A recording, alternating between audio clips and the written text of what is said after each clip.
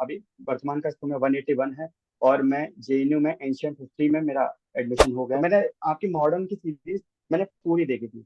ऐसे ही लेक्चर चला था, बाकी अपना छोटा मोटा काम करता रहता था। ना मॉडर्न जाओ ना मिडिवल जाओ, मध्यम मार्ग चुनो। गाइडेंस जरूरी है। तो गाइडेंस के लिए मैं बच्चों से, जो भी आने वाले अभ्यर्थी, इनको ये बोलूंगा कि कहीं ना कहीं कोर्स ज्यादा हेल्पफुल रहता है। नमस्कार साथियों, आप सभी लोगों का टॉपर स्टॉक की सीरीज में अगले अभ्यर्थी के साथ स्वागत है। आज हमारे साथ वैभव वाजपेयी जुड़े हुए हैं। इनके बारे में हम जानेंगे, इन्होंने हिस्ट्री से कैसे तैयारी की, कैसे अच्छा मार्क्स गेन किया और जो है वो एक बड़ी सफलता को इन्होंने अचीव किया हुआ है। सारी जानकारियां लेंगे इनसे, स्ट्रेटेजी जानेंगे, द हिस्टोरिका का क्या योगदान था, ये सारी बातें तो हम सुनते ही हैं। तो चलिए शुरू करते हैं आज के इस इंटरव्यू को। इस इंटरव्यू को पूरा देखिएगा। तो वैभव, आपका बहुत बहुत स्वागत है आज के इस इंटरव्यू सेशन में। Thank you sir. सर मैं पहले तो द हिस्टोरिका की पूरी टीम को धन्यवाद देना चाहूंगा कि उन्होंने मुझे मंच दिया अपने विचार रखने के लिए, ताकि बाकियों को भी पता लगे।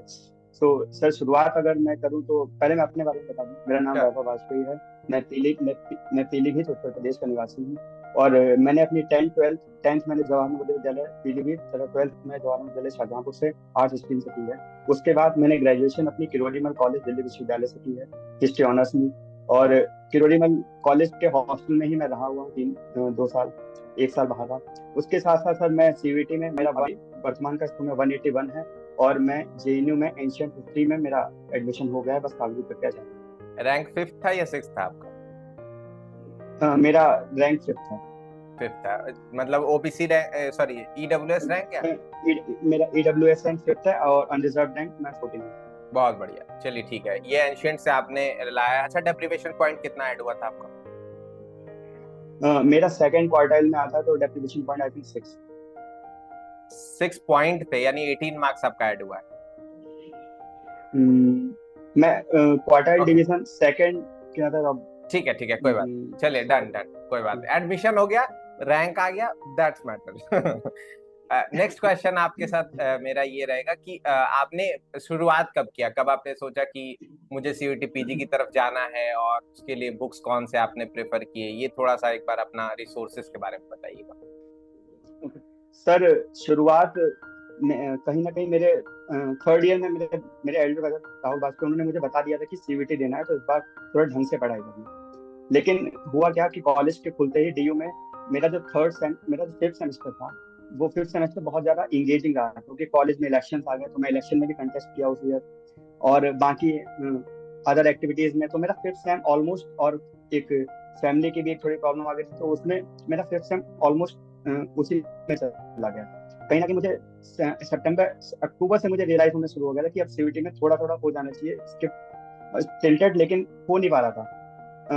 दिसंबर के शुरुआत में मेरे एग्जाम खत्म हो गए, मेरा 5th सेम का एग्जाम खत्म हो गया। फिर मैंने डिसाइड किया कि इस बार मैं घर नहीं आ रहा, घर नहीं आऊंगा, मैं हॉस्टल में ही रहा। हॉस्टल में रह के मैंने दिसंबर के मेरे खत्म हो गए, तो मैंने अपने भैया से बात की, और मैं हॉस्टल में मेरे एक सीनियर थे सुधांशु भैया, वो एम एच डी गए थे, तो उनसे मुझे काफी हेल्प मिली।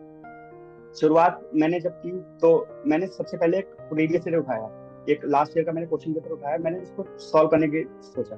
तो मैं जब उसको सॉल्व किया, तो मेरे उसमें 27 मार्क्स आए। सब काट पीट के अगर देखा, 27 मार्क्स। तो मैं बहुत ज्यादा डिमोटिवेट हो गया कि ऐसे में तो कुछ नहीं हो रहा। लेकिन धीरे धीरे क्योंकि समय कम था मेरे पास, दिसंबर लास्ट में शुरुआत की थी, तो हालांकि बेसिक बुक्स जो कि एंशियंट के लिए आर एस शर्मा, सतीश चंद्रा, बिपिन चंद्रा, ये मैं पढ़ चुका था, पहले पढ़ चुका था। इसकी कहीं ना कहीं मुझे आइडिया था। तो मैंने सिलेबस देखा, और मैं किताबों के उसमें नहीं, क्योंकि अगर उस समय टाइम उतना कम था, अगर किताबें पढ़ने लगता तो फिर वही पढ़ता रहता। तो मैंने जो अपने तैयारी का जो एक टेक्निक अपनाई, वो मैं कुछ नहीं किया, मैं सिर्फ प्रीवियस ईयर सॉल्व किया। और प्रीवियस ईयर सॉल्व करके जो भी क्वेश्चन नहीं आता, मेरी एक टेक्निक मैंने बनाई। मैंने सबसे पहले एक स्पाइरल खरीदी, मोटी सी स्पाइरल खरीद के कोई क्वेश्चन पेपर में करता था सॉल्व, तो ऑब्वियसली उसमें एक आंसर उसका करेक्ट है, बाकी 3 ऑप्शन उसमें गलत है। तो बिल्कुल। अगर मुझे अगर मुझे एक आता है तो ठीक है, वेल एंड गुड, अगर मुझे पता है आंसर। अगर नहीं आता, तो मैं उस क्वेश्चन को लिख लेता था, उसका आंसर टिक कर लेता था। बाकी के 3 ऑप्शन जो थे, उनका वो मुझे कोई आइडिया नहीं था, उनको गूगल कर लेता था। उनके बारे ओके। में जो भी मुझे डिटेल मिलती थी, मैं उसको वेरी कंसाइसली, बहुत छोटे पॉइंट में एक लिख लेता था। तो इस तरीके से मैंने लगभग स्पाइरल अपनी मार्च 13 मार्च को मेरा एग्जाम था, उससे पहले लगभग मैंने कॉपी एक भर दी थी। और डेली मैं सुबह सुबह उठ के क्या करता था, सोने से पहले उसको एक बार रिवाइज कर लेता था, और सुबह उठता था तो बेड पे बैठे बैठे एक बार पिछले टेस्ट जो दिया था उसके पन्ने पलट लेता था। तो और जो कुछ और किताबों के अलावा कोई बेसिक शुरुआत से किताब नहीं ली, क्योंकि समय कम था, तो इसलिए मैं जो जो टॉपिक फंसता था बस वो टॉपिक देख लेता था। चाहे वो कोचिंग के नोट्स, यूपीएससी के कोचिंग से कई ऑनलाइन दृष्टि के या विजन के वगैरह मिल जाते हैं। और मैं फिर मुझे भैया ने बताया आपका बीएचयू वाले द स्टोरी का। तो मैं जो अपने फ्री टाइम में ईयरफोन लगा के एक लेक्चर चला लेता था, बाकी कुछ थोड़ा बहुत और काम करता था। बस लेक्चर चला के मतलब कहीं ना कहीं मेरा ये था कि कहीं ना कहीं सबकॉन्शियस माइंड में कुछ तो आ जाएगा। अगर मैं एग्जाम हॉल में बैठा हूँ तो कहीं ये लेक्चर मुझे कहीं ना कहीं 1 से 2 ऑप्शन इलिमिनेट करने का एज दे देगा, और वो कि उसका मुझे जरूर एज मिला। तो मैंने आपकी मॉडर्न की सीरीज मैंने पूरी देखी थी, ऐसे ही लेक्चर चलाता था, बाकी अपना छोटा मोटा काम करता रहता था। तो उससे मुझे बहुत फायदा मिला। और आपकी टेस्ट सीरीज ने तो मुझे बहुत हेल्पफुल किया, क्योंकि टेस्ट सीरीज में आपको लेवल था कहीं ना कहीं थोड़ा हार्ड था, तो उससे अपनी हकीकत पता लगती गई। शुरुआत की तो शुरुआत में बहुत बेकार मार्क्स है, लेकिन धीरे धीरे मार्क्स बढ़ते गए तो थोड़ा कॉन्फिडेंस बूस्ट होता गया।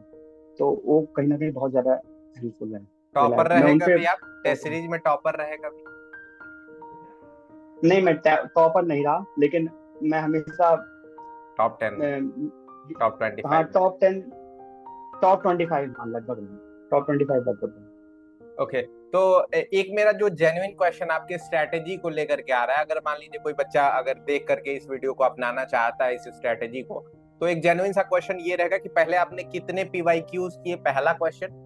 दूसरा क्वेश्चन कि जब आप एक दूसरा पाथ जब आप अपनाते हैं तो एक साथ ही साथ डर आता है अंदर आपके कि अगर मैं केवल इसी से चलता रहा, कोई ऐसा चैप्टर तो नहीं है जो छूट रहा है मेरा, या कोई बुक तो नहीं छूट रही है, या दूसरा कोई अगर क्वेश्चन आ गया तो ये कहाँ से आ गया। तो उस डर को आपने कैसे मैनेज किया और कितने क्वेश्चंस आपने सॉल्व किए? सो सर मैं बता चुका हूँ कि मैंने जो तैयारी शुरू की तो मैं ऑलरेडी काफी लेट हो चुका था, क्योंकि मेरे हम्म। बाकी एक्स्ट्रा करिकुलर एंगेजमेंट के वजह से।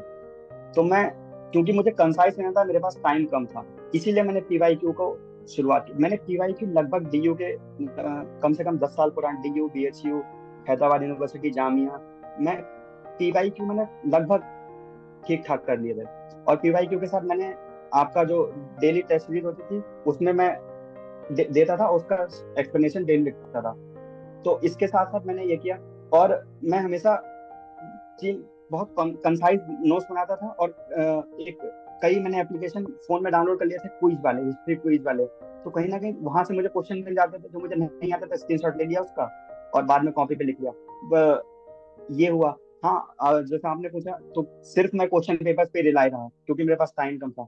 तो हाँ, बाकियों को मैं जब मैं देखता था, लगता था कि वो लोग सिलेबस पढ़ रहे हैं, किताबें पढ़ रहे हैं, तो कहीं ना कहीं ऐसा लगता था कि कहीं अभी तो फायदा मतलब थोड़ा थोड़ा इम्प्रूवमेंट हो रहा है, लेकिन कहीं पेपर में कुछ पता नहीं क्या पूछ ले, क्योंकि मैं सिर्फ क्वेश्चन पेपर पे रिलाई करके गया था। मैंने बेसिक बुक पढ़ी थी, लेकिन वो मैंने पहले पढ़ी थी, मैंने बिल्कुल ओरिएंटेड होकर नहीं पढ़ी। हालांकि मैंने माइंड में प्लान बनाया था कि मैं जनवरी तक सिलेबस कंप्लीट कर दूंगा, उसके बाद से पीवाईक्यू, लेकिन प्लान तो प्लान होता है। तो उसके उस पर मैं हो नहीं पाया फिलहाल। लेकिन मुझे आपके टेस्ट सीरीज में बीएचयू द स्टोरी का मेरे टेस्ट सीरीज सच में बहुत हेल्पफुल रही। और उसके जो क्वेश्चन का जो लेवल था वो कहीं ना कहीं वो वही सीवीटी का लगभग उसी मिलता जुलता उसी से क्वेश्चन पेपर थे। और सीवीटी के बारे में तो मेरा पर्सनल यही मानना है कि सीवीटी बहुत वेग क्वेश्चन पूछता है, मतलब हम्म। कुछ भी पूछ लेते हैं, कहीं से भी पूछ लेते हैं। हम्म। तो ठीक है। इसके लिए मैं वही था, क्वेश्चन पेपर पे ज्यादा से ज्यादा मैं इसलिए लगा। 27 नंबर वाले के बारे में बात करते हैं। कौन सा पेपर था और कौन सा पोर्शन आपका अच्छा हुआ था उसमें? 27 नंबर आ कैसे गए थे आपके? जो आपने बताया शुरुआत में, आपने 27 मार्क्स, 27 मार्क्स आपके आ गए थे। मेरी आवाज जा रही है अब तक? हाँ सर, मैं सर। हाँ, तो 27 मार्क्स आपके आ गए थे, तो वो कौन सा पेपर था, कौन सा पीवाईक्यू था, और कौन सा पोर्शन उसमें से अच्छा आपका गया था जिससे 27 आ गए थे आपके? सर वो लास्ट ईयर का ट्वेंटी सर वो थ्री लास्ट वाला ईयर का एग्जाम। 23 हाँ वाला 23 लास्ट ईयर का एग्जाम क्वेश्चन पेपर था। और कौन सा पेपर अच्छा, मुझे लगता है कोई भी नहीं अच्छा गया था, सब में थोड़ा थोड़ा अच्छा गया था। हम्म। तो लेकिन हाँ एंशियंट पे थोड़ा तब भी उसमें भी मुझे लगता है एंशियंट नहीं मुझे 27 दिला दिए बाकी। अच्छा। और एंशियंट पे 27 था। और सर मेरा एंशियंट जो मेरे 181 मार्क्स आए थे, तो मैं कहीं ना कहीं एश्योर था कि मुझे जेएनयू नहीं मिलेगा। मैं हम्म। जेएनयू के लिए बिल्कुल प्रिपेयर्ड नहीं था। हम्म। मैं डीयू के लिए फुली श्योर था। और जेएनयू में सर मैं मतलब एक वो था कि लोगों ने बताया था कि मिडिवल की कट ऑफ कम जाती है, तो फिर मिडिवल से भर देना। मुझसे मुझसे पर्सनली लोगों ने बताया, मैं सीनियर्स ने, कि मिडिवल अगर जेएनयू जाना है तो मिडिवल भर देना। लेकिन मिडिवल के लिए मेरा मन नहीं था। मेरा मन सबसे ज्यादा मॉडर्न के लिए था, फिर एंशियंट के लिए था। तो मेरे जैसे मार्क्स थे, तो लोगों ने सीनियर्स ने बताया कि मेडिवल से शायद हो सकता है, शायद था उसमें लगा में। हम्म। तो मैं जिस दिन फॉर्म भरा था, तो उसमें सर बुद्ध पूर्णिमा का दिन था। तो मैं अपने भैया से बात किया, तो उन्होंने कहा ना मॉडर्न के पास जाओ, ना मॉडर्न जाओ, ना मेडिवल जाओ, मध्यम मार्ग चुनो। तो, तभी मैंने एंशियंट में सिलेक्ट किया। और बहुत बढ़िया। एंशियंट में जब मैं देखा तो रिजल्ट हो गया। 151 आया है क्या कट ऑफ? हाँ सर। एंशियंट बहुत ज्यादा कम आया है, और बहुत लकी है आप, बधाई हो। इतना ज्यादा कमाने की उम्मीद मतलब कभी भी नहीं थी, है ना। चलिए वैभव, मेरा नेक्स्ट क्वेश्चन आपसे ये रहेगा कि स्ट्रेटेजी थोड़ा सा हम डिस्कस कर लेते हैं कि ये तो क्वेश्चन का ठीक है, ये क्वेश्चन का बहुत जरूरी होता है, क्वेश्चन प्रैक्टिस करना, पीवाईक्यूज करना, लेकिन आपको बुक्स कौन से ऐसे लगते हैं कि ज्यादा जरूरी है? साथ ही एक क्वेश्चन इसके साथ रिलेटेड रहेगा कि मिडाइवल, मॉडर्न और एंशियंट, इन तीनों में किस पे ज्यादा ध्यान देना चाहिए किसी बच्चे को? Okay sir. बुक्स की सर मैं बात करूँ तो बुक्स मैं सिर्फ मैं तो अपने रिकमेंड करूंगा, तो मैं basic book R S Sharma, Satish Chandra and Vipin Chandra, मैं इनसे ज्यादा, ये कहीं ना कहीं बाय एंड लार्ज इनफ है। और अगर पोर्शन की बात करें तो पोर्शन कहीं ना कहीं मुझे लगता है मॉडर्न, इसलिए अगर क्वेश्चन पेपर को देखा जाए तो मॉडर्न कहीं ना कहीं ज्यादा वेटेज रहता है, मॉडर्न एंशियंट देन मिडाइवल। तो मॉडर्न पे ज्यादा फोकस करना चाहिए, उसके बाद एंशियंट देन मिडाइवल। और सर मॉडर्न के लिए सर मैं अगर मैं क्वेश्चन जो मैं अपने दिया था, तो मैं 8 क्वेश्चन मार्क फॉर रिव्यू छोड़ दिया था। मैं अच्छा। क्वेश्चन पे, हाँ, टिक करने आठ के बाद? मार्क फॉर रिव्यू छोड़ दिया। टिक टिक करने करने के के मार्क फॉर रिव्यू मतलब बाद, हम्म। टिक टिक करके मैं रिव्यू करके छोड़ दिया कि इसको क्वेश्चन में आंसर्स के ऑप्शन बदल सकता हूँ। हम्म। तो मैं लास्ट के 2 मिनट में जब मेरा एग्जाम खत्म होने वाला था, तो मैं 8 में से 4 ऑप्शन चेंज किया था। ठीक। 8 में से 8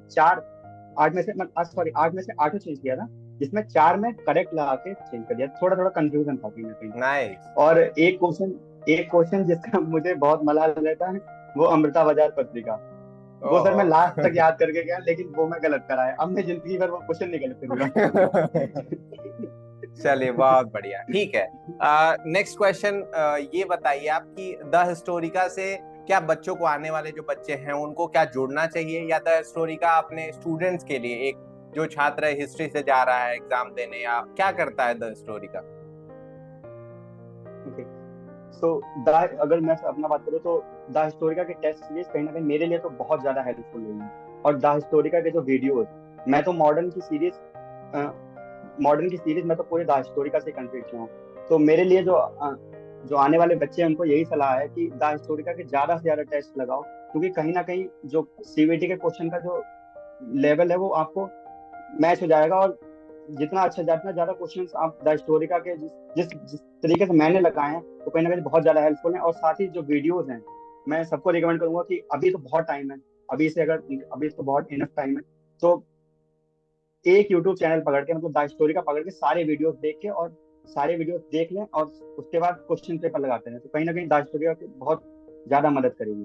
ओके। मतलब एक आप लोगों का गाइडेंस प्रॉपर मिल सकता है, एक ट्रिकी कहीं ना क्वेश्चन, कहीं ये वो भी तो ये बहुत बहुत अच्छी बात हम्म, बताई आपने। एक ट्रिकी क्वेश्चन मेरा ये रहेगा कि अगर आपके पास अभी से समय रहता, जैसे कि हमने कोर्स लॉन्च कर दिया है हिस्ट्री के लिए, सीवीटी पीजी 2025 के लिए, तो अभी आपके पास 8 महीने का समय है, आपको दिख रहा है कि एक जगह हम कोर्स खरीद करके और वहां से हम प्रिपरेशन कर सकते हैं फुल फ्लेज, जिसमें आपको लाइव क्लासेस और सारी चीजें मिल जाएंगी। और दूसरा है कि आप बुक पढ़ सकते हैं, खुद से प्रिपरेशन कर सकते हैं। तो आप पर्सनली आप दोनों चूज कर सकते हैं, आप फ्री हैं, आप कौन सा चूज करेंगे कि किसकी तरफ आप जाना चाहेंगे, बुक्स या फिर कोर्स? सर बुक्स में, सर मैं डेफिनेटली चूज करूंगा कि कोर्स लेना। क्योंकि सर बुक्स में क्या होता है कि जब हमारे ऊपर ही हमें करना होता है तो कहीं ना कहीं हम लेजीनेस आ जाती है हमारे पास। जब हम कोर्स होगा, जब हमारा फुल फ्लैश प्लान होगा, तो सर उस प्लान के अकॉर्डिंग अगर चलेंगे तो कहीं ना कहीं ज्यादा इफिशियंसी रहेगी उसमें। और बुक्स बुक्स पढ़ना भी ठीक है, बुक्स उससे भी हो सकता है, लेकिन कहीं ना कहीं अगर जो सीबीटी सर एग्जाम बहुत डिफिकल्ट नहीं है, तो मुझे पता है, ये तो सभी को पता है, लेकिन उसमें प्रॉपर गाइडेंस, किस तरीके के क्वेश्चंस, किस तरीके कैसे हमको प्रिपरेशन करनी है, कब कहाँ पे क्या मोड आएगा कहाँ पे, तो सर इसके लिए गाइडेंस जरूरी है। तो गाइडेंस के लिए मैं बच्चों से, जो आने वाले अभ्यर्थी, इनको ये बोलूंगा कि कहीं ना कहीं कोर्स ज्यादा हेल्पफुल रहता है, और आपको आपका जो नॉलेज का है उसको शार्प करेगा, और कहीं ना कहीं आपका एक्सपीरियंस इंक्रीज होगा। ओके वैभव, मेरा नेक्स्ट क्वेश्चन आपसे ये है कि अगर आप जैसे एक फी होती है कि एक नॉर्मल जो मतलब कोर्स की फी कही जाती है, तो कुछ बच्चे होते हैं जो ऐसा सोचते हैं कि सर अभी 4500 आपने फी रखा हुआ है, या 4000 रखा हुआ है, 3000 रखा हुआ है, ये बहुत ज्यादा है। लेकिन एज ए स्टूडेंट जब आप देखते हैं कि आपका एडमिशन अगर बीएचयू में हो जाता है या एफिलिएटेड कॉलेज कोई मिल जाता है, तो वहां आपको 17,000 रुपीज देना पड़ता है। और वो इसलिए हुआ क्योंकि आपकी अच्छी तैयारी नहीं हुई। अगर आप जेएनयू जाते हैं, 500-700 रुपए में आपका पूरा मतलब कम से कम ट्यूशन फी जो है वो पर सेमेस्टर का निकलता है। तो एक कोर्स की फी आप कितना देना पसंद करेंगे इन इन चीजों के लिए, तैयारी के लिए? ओके सर, जो मुझे हिस्टोरिका की अभी जो आपका जो फीस स्ट्रक्चर जो पता है, तो कहीं ना कहीं वो बहुत ही ज्यादा सुटेबल है, एक स्टूडेंट के लिए बहुत ही ज्यादा सुटेबल है। और आपने अगर मेरा पर्सपेक्टिव पूछा है, तो जो मिनिमम, जैसे आप 4,000, 5,000 तक बहुत ही बेस्ट है। एंड 5,000 तक मुझे नहीं लगता किसी को प्रॉब्लम होगी, क्योंकि अगर सर अच्छी प्रिपरेशन करके जेएनयू डीयू जैसे अच्छे कॉलेजेस मिल जाते हैं, तो फिर वो कहीं ना कहीं एक बेटर इन्वेस्टमेंट ही होगी उसमें, और बाद में उसके लिए पछतावा नहीं होगा। सो 5,000 is a sufficient amount and okay, reliable. बढ़िया बढ़िया। वैभव, आप थोड़ा सा हम बात कर लेते हैं, एक एज अ सीनियर आप बात कर रहे हैं अपने जूनियर से जो आपके अगले साल आने वाले हैं, तो उन्होंने प्रिपरेशन स्टार्ट किया है apart from the courses, apart from the test series. आप उनको क्या सजेशन देना चाहेंगे कि सीयूईटी पीजी वो कैसे प्रिपेयर करें, या डीमोटिवेशन आए तो व्हाट दे शुड डू? तो ये थोड़ा सा आप एक बार उनको गाइडलाइन दे दीजिए, अगले 8 महीने का एक मैप दे दीजिए छोटा सा, उसके बाद फिर हम इस सेशन को एंड करेंगे। सो अभी तो सर 8 महीने, लगभग 8 महीने तो बहुत इनफ टाइम है अभी करने के लिए। तो शुरुआत जो अभी से करना चाह रहा है, तो शुरुआत को ऐसे करे कि बेसिक बुक, कहीं ना कहीं बेसिक बुक का एक आइडिया होना चाहिए। आर एस शर्मा, विपिन चंद्रा, सतीश चंद्रा तो पढ़ी होनी चाहिए। अगर ये नहीं पढ़ी तो फिर इनको, मतलब ये तो बेसिक बुक है, ये तो इनसे एक बेस मजबूत होगा आपका। जो सोचने का हॉरिजन है वो थोड़ा, हिस्ट्री के कोई भी क्वेश्चंस को आप पता लगा सकते हैं कहाँ से आए हैं। सो अभी और मैं तो सर ये बोलता हूँ कि जो कोर्स नहीं भी लेना चाहता है, फिर भी बीएचयू वाले द हिस्टोरिका के चैनल पे फ्री में ही, यूट्यूब पे ही इतना अवेलेबल है कि वो एक अच्छी प्रिपरेशन अपनी कर सकता है वहां से। और अपने आप को मोटिवेट रखने के लिए क्या करना चाहिए? मोटिवेट, मुझे मुझे लगता है कि सबसे मोटिवेट तो सेल्फ। मैंने क्या किया, तो मेरे जो टेस्ट के जो नंबर्स थे, शुरुआत में शुरुआती नंबर 27 से शुरू हुआ, और जो मैं एग्जाम से एक दिन पहले टेस्ट करके गया था, तो उसमें मेरे नंबर 290 थे, हाईएस्ट आए थे, अभी तक के हाईएस्ट 290। वाह, आउट ऑफ 300, तो यानी केवल 2 क्वेश्चन गलत। अमेजिंग। तो हालांकि वो हमने कहीं इजी ना कहीं बनाया था इसी के लिए।